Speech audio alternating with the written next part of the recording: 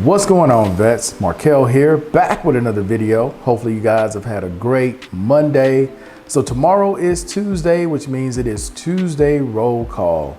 I know the NFL games have slowed all the way down to a crawl, so have the college games. So all we got left now is basketball and baseball's getting ready to start up, and golf. Okay, I don't really do hockey or soccer, so I can't tell you a whole lot about those two. But anyway though, upcoming for tomorrow, which is Tuesday roll call at 9 p.m.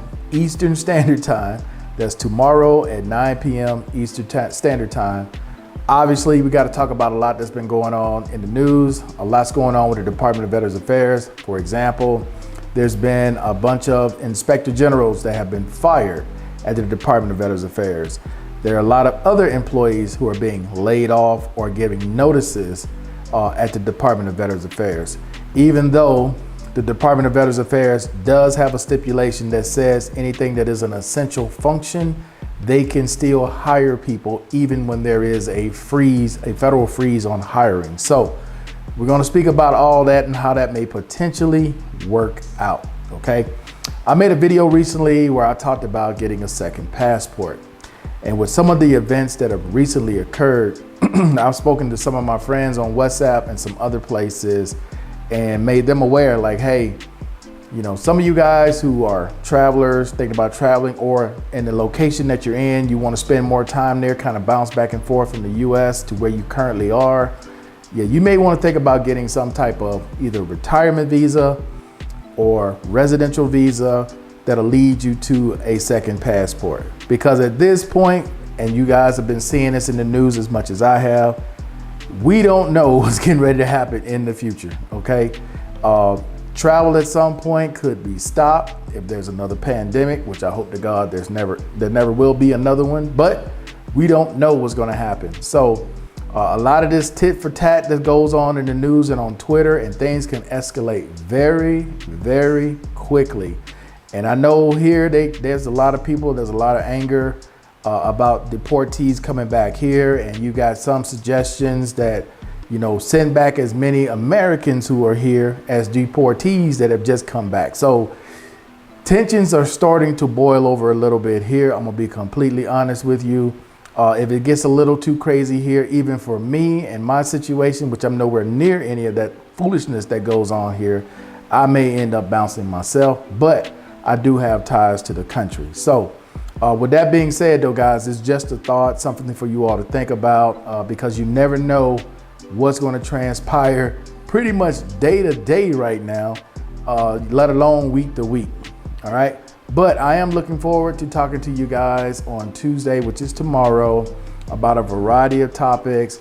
We're going to try to leave the politics stuff kind of where it is, right? And just speak about the current stories out there. For example, I'll give you guys another quick story and I'll bring it up and show a little bit of it tomorrow, which is, did you know that ICE is also in Puerto Rico and the Virgin Islands?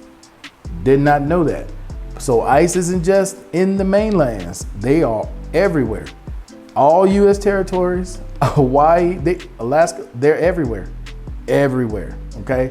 So again, those are stories, more of those, and videos, and some people who are now realizing that even though their family member may not have been an actual criminal where they came from or have actually done anything wrong in the United States, the fact that they are in the country illegally makes them a criminal. A lot of people are just waking up to that fact, where a lot of their relatives are leaving and they have a lot of remorse and a lot of regret.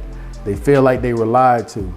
Well, I think they kind of explained it. I think people heard what they wanted to hear, which happens a lot of times. And it's unfortunate that a lot of families are being broken up because these are human beings.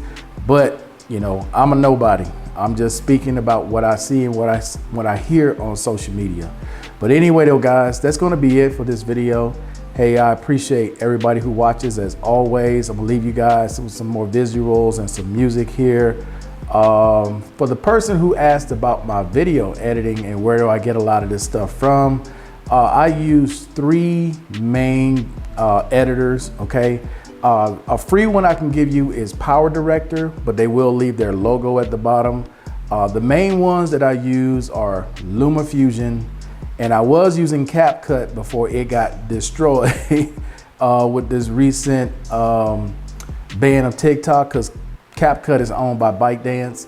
And the last one I give you is Apple's own editor, either iMovie or the professional version of iMovie. So iMovie is free if you got an iPhone. Any type of Apple product, you have iMovie on there. iMovie has a lot of the basic stuff, but when it comes to music, it just depends on the editor that you pick. You'll be able to get your music from there, or you can get your music from some other source like Epidemic Sound or Music Works, something like that, okay? All right, guys, that's it. I'm out. Peace. Please enjoy the rest of this, and I'll catch you guys on the next one. I'm out of here.